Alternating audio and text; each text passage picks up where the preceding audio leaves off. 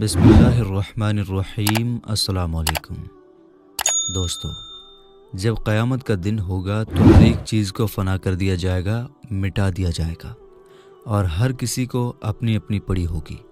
اس وقت یہ حال ہوگا کہ ماں اپنے بیٹے کو بھول جائے گی اور بیٹا اپنے ماں باپ کو بھول جائے گا۔ اس دن ہر ایک انسان کو صرف اس بات کی فکر ہوگی کہ کسی طرح وہ خود اللہ کے عذاب سے بچ جائے۔ میرے دوستو، کیا آپ جانتے ہیں کہ جب قیامت قائم ہوگی اور دنیا کی ہر ایک چیز کو فنا کر دیا جائے گا اور دنیا کی کوئی بھی چیز اس دنیا میں باقی نہ رہے گی، یہاں تک کہ سب کچھ تباہ ہو جائے گا اور تمام انسان مر جائیں گے اور پہاڑ ہوا بن کر اڑ جائیں گے اور چاند، سورج، ستاروں کو گرہن لگ جائیں گے، یہاں تک کہ دنیا کے نام و نشان کو مٹا دیا جائے گا اور دنیا کی کوئی بھی چیز باقی نہ رہے گی، تو اس کے بعد کیا ہوگا؟ اور حاملہ عورتوں اور ان کے حمل کا کیا ہوگا؟ میرے دوستو، آج کی اس ویڈیو میں ہم آپ کو بتائیں گے کہ اللہ تعالیٰ قیامت کے دن دوبارہ سے کس طرح مردوں کو زندہ کرے گا، کس طرح تمام لوگ ننگے بدن قیامت والے دن میدان حشر میں جمع ہوں گے، اور جب تمام لوگ ننگے بدن ہوں گے تو وہ ایک دوسرے کو کس طرح دیکھیں گے، اور قیامت کے دن حساب کتاب کس طرح لیا جائے گا، اور اس دن نیک لوگوں کے ساتھ کیا سلوک کیا جائے گا اور گنہگار بدکار لوگوں کے ساتھ کیا سلوک کیا جائے گا۔ میرے دوستو، ان سارے سوالوں کے جواب قرآن و حدیث کی روشنی میں آج کی اس ویڈیو میں ہم آپ کو بتائیں گے۔ آپ سے ریکویسٹ کرتے ہیں کہ ہماری ویڈیو کو پورا ضرور دیکھیے گا۔ دوستو، جب سے اللہ تعالیٰ نے حضرت اسرافیل علیہ السلام کو پیدا فرمایا ہے اور ان کی ڈیوٹی سور پھونکنے پر لگائی ہے، تب سے لے کر آج تک حضرت اسرافیل علیہ السلام سور کو اپنے منہ میں لے کر کھڑے ہیں اور اللہ تعالیٰ کے حکم کا انتظار کر رہے ہیں۔ جب اللہ تعالیٰ سور پھونکنے کا حکم فرمائے گا تو حضرت اسرافیل علیہ السلام سور پھونکیں گے، اور جب قیامت کی تمام چھوٹی بڑی نشانیاں پوری ہو جائیں گی اور جب اس دنیا کے فنا ہونے کا وقت قریب آ جائے گا تو اس وقت اللہ تعالیٰ حضرت اسرافیل علیہ السلام کو سور پھونکنے کا حکم دے گا۔ حضرت اسرافیل علیہ السلام اللہ تعالیٰ کے حکم سے سور پھونکیں گے اور یہ دنیا فنا ہونا شروع ہو جائے گی۔ یہ وہ وقت ہوگا کہ جب اس روئے زمین پر رہنے والی ہر ایک مخلوق، چرند پرند، حیوانات، الغرض کوئی بھی چیز اس روئے زمین پر باقی نہ رہے گی، اور ہر ایک چیز کو دنیا سے مٹا دیا جائے گا اور اس کے نام و نشان کو ہمیشہ ہمیشہ کے لیے ختم کر دیا جائے گا۔ دودھ پلانے والی اپنے دودھ پیتے بچے کو بھول جائے گی اور حمل والی عورت اپنا حمل گرا دے گی۔ یعنی اس دن لوگوں کا یہ حال ہوگا کہ اگر ماں کی گود میں دودھ پینے والا بچہ ہو تو گھبراہٹ کی بنا پر وہ اپنے بچے کو بھول جائے گی، اور اگر کوئی حاملہ عورت ہو تو سخت گھبراہٹ سے اس کا حمل گر جائے گا۔ اس طرح جب اس روئے زمین کی ہر ایک چیز کو فنا کر دیا جائے گا تو اس وقت روئے زمین پر صرف ویرانی ہی ویرانی ہوگی۔ اس وقت اللہ تعالیٰ ارشاد فرمائے گا کہ کون ہے آج میرے سوا کہ جس کی بادشاہی ہے، اور کہاں گئے دنیا کے جبار اور متکبر لوگ جو دنیا کے اندر یہ دعویٰ کرتے تھے کہ ہم ہیں سب سے بڑے خدا۔ میرے دوستو، اس طرح جب قیامت قائم ہو جائے گی اور اس دنیا کو ختم کر دیا جائے گا تو اس کے بعد ایک لمبا زمانہ خاموشی اور سناٹے کے اندر گزر جائے گا۔ یہ وقت کتنا ہوگا اور خاموشی اور سناٹے کا فاصلہ کتنا ہوگا، اس کے بارے میں صرف اللہ تعالیٰ ہی جانتا ہے۔ اس کے بعد جب اللہ تعالیٰ چاہے گا تو پھر سے زمین و آسمان اور اس کائنات یونیورس کو دوبارہ سے پیدا فرمائے گا، اور انسانوں کو زندہ کرنے کے لیے اللہ تعالیٰ آسمان سے موسلادھار بارش برسائے گا، جس کے نتیجے میں انسان کی ریڑھ کی ہڈی سے پورا انسانی ڈھانچہ تیار ہو جائے گا، اور اللہ تعالیٰ کے حکم سے اس ڈھانچے پر پورا جسم بھی چڑھ جائے گا۔ میرے دوستو، اس طرح جب اللہ تعالیٰ تمام انسانوں کو دوبارہ سے زندہ فرما دے گا تو اس وقت اللہ تعالیٰ حضرت اسرافیل علیہ السلام کو ایک مرتبہ پھر سور پھونکنے کا حکم دے گا، تو حضرت اسرافیل علیہ السلام اللہ تعالیٰ کے حکم کے مطابق دوسری مرتبہ سور پھونکیں گے۔ اس وقت تمام انسان اللہ تعالیٰ کے حکم سے ننگے پاؤں، ننگے بدن اور بغیر ختنہ کے اٹھ کھڑے ہوں گے، جس طرح ماں کے پیٹ سے پیدا ہوئے تھے۔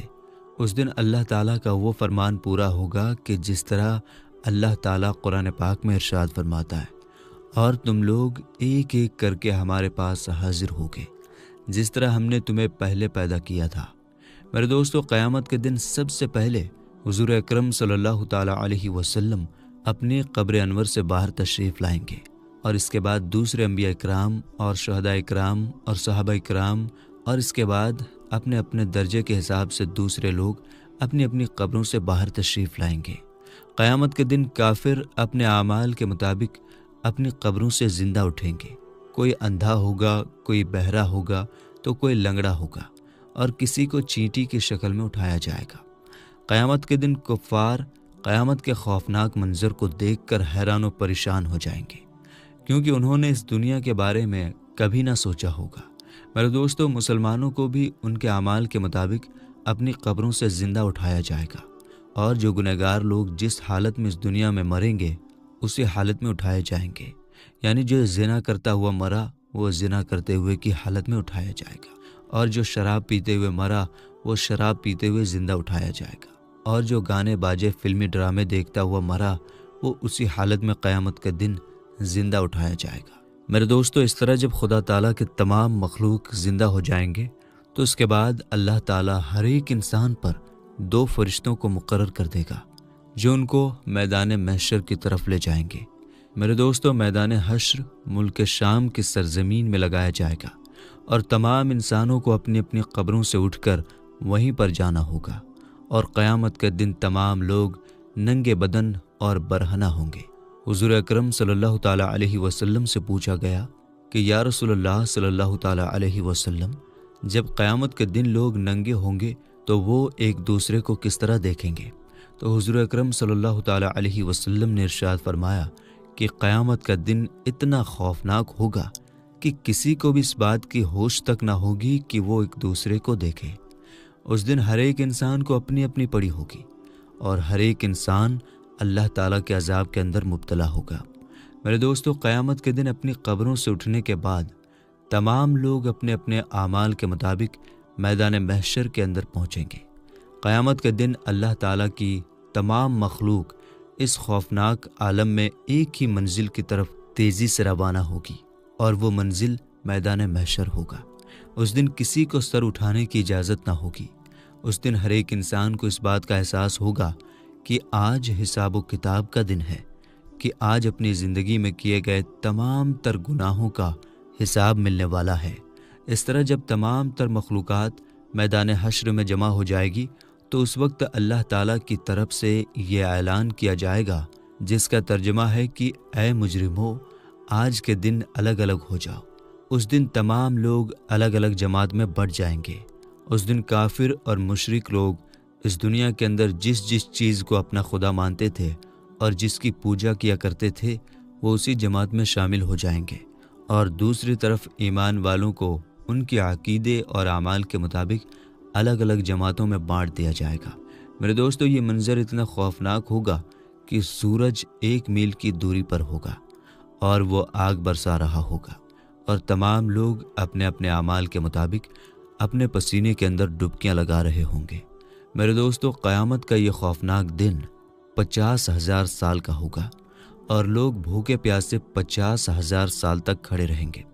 میرے دوستو، ذرا سوچئے کہ یہ منظر کتنا خوفناک ہوگا،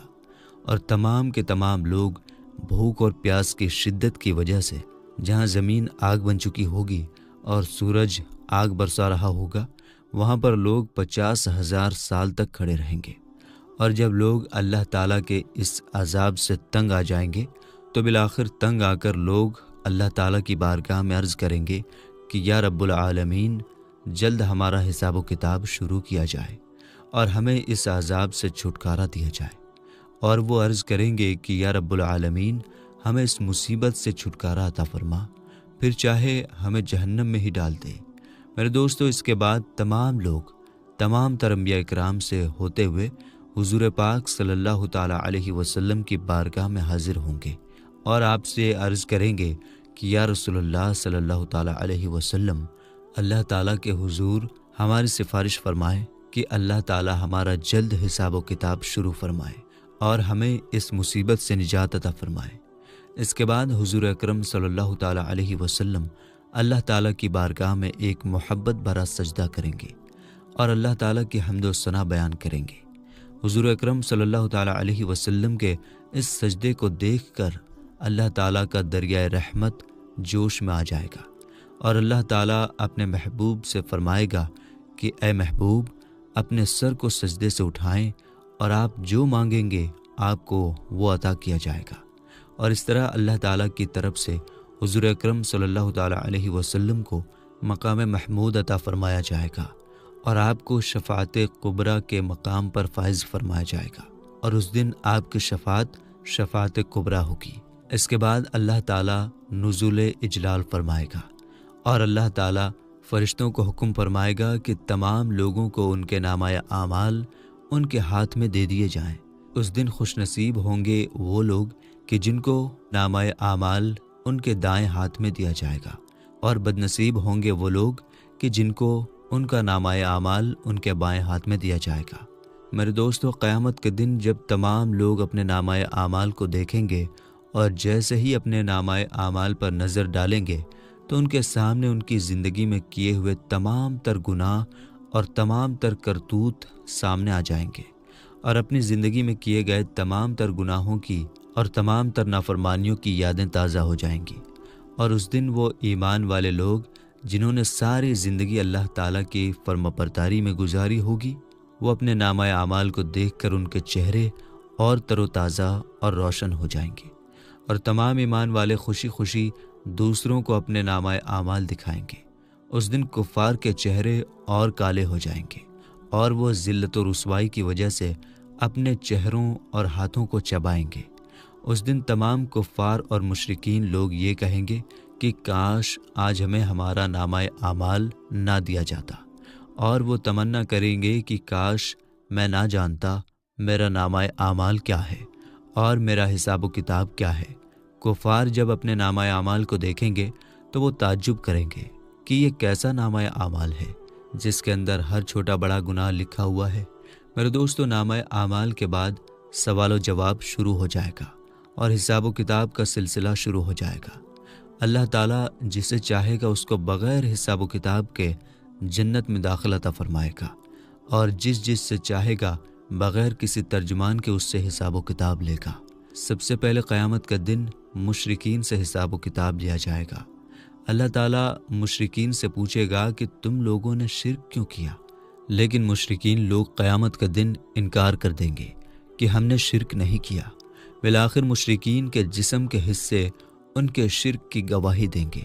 اور اس طرح مشرکین کا شرک ثابت ہو جائے گا اور ان پر جہنم واجب ہو جائے گی۔ اس کے بعد منافقین کا حساب و کتاب لیا جائے گا، اور جب منافقین کی منافقت اسلام کے خلاف ثابت ہو جائے گی تو اس وقت اللہ تعالیٰ ان کو بھی جہنم میں ڈال دے گا۔ میرے دوستو، اس طرح جب حساب و کتاب کے بعد ایمان والوں کا نمبر آئے گا تو اللہ تعالیٰ کا ایمان والوں سے حساب و کتاب لینے کا انداز کچھ نرالا ہوگا۔ اللہ تعالیٰ مومنین سے محبت کے ساتھ پیش آئے گا۔ اللہ تعالیٰ مومنین پر اس قدر رحم فرمائے گا کہ اللہ تعالیٰ ایک مومن کو اپنے پاس بلائے گا، اس پر اپنا فضل اور رحمت ڈال دے گا، اور اللہ تعالیٰ اس مومن سے پوچھے گا کہ کیا تم نے فلاں فلاں گناہ کیا تھا؟ تو وہ بندہ اللہ تعالیٰ کی بارگاہ میں اپنے تمام تر گناہوں کا اقرار کرتا جائے گا۔ اس طرح اللہ تعالیٰ اس مومن کے ہر ایک گناہ کے بارے میں سوال کرتا جائے گا، اور وہ مومن اللہ تعالیٰ کی بارگاہ میں اپنے ہر ایک گناہ کا اقرار کرتا جائے گا۔ اس وقت وہ مومن یہ سوچ رہا ہوگا کہ اب تو میں ضرور ہلاک ہو جاؤں گا اور مجھے ضرور جہنم میں ڈال دیا جائے گا۔ اس وقت اللہ تعالیٰ کا دریائے رحمت جوش میں آئے گا، اور اللہ تعالیٰ ارشاد فرمائے گا کہ میں نے تیرے گناہوں پر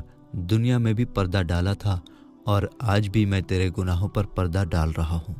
اس کے بعد اللہ تعالیٰ اس مومن کو جنت کے اندر بھیج دے گا۔ میرے دوستو، اس طرح جب تمام لوگوں کا حساب و کتاب ہو جائے گا تو اس کے بعد میزان سجایا جائے گا، اور تمام لوگوں کے نامہ اعمال تولے جائیں گے۔ جن لوگوں کے نامہ اعمال کی نیکیوں والا پلڑا بھاری ہوگا ان لوگوں کو جنت میں داخل کر دیا جائے گا، اور جن لوگوں کے نامہ اعمال کی گناہوں والا پلڑا بھاری ہوگا ان لوگوں کو جہنم میں داخل کر دیا جائے گا۔ اس کے بعد جہنمی ہمیشہ ہمیشہ کے لیے جہنمی رہے گا اور جنتی ہمیشہ ہمیشہ کے لیے جنتی رہے گا، اور یہ وہ زندگی ہوگی کہ جس کے اندر کبھی کسی کو موت نہ آئے گی۔